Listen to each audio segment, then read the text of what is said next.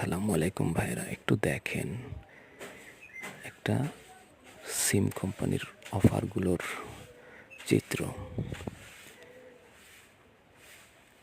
এতগুলো অফার, কোনটা নিব? কে কোনটা নেবে?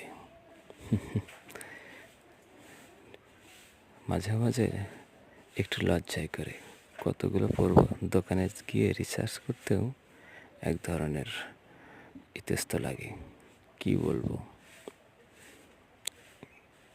আমার বয়স প্রায় 50।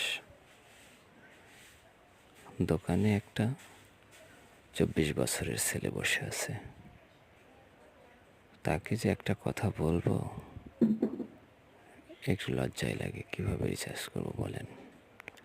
এর কি কোনো সমাধান হওয়ার আশা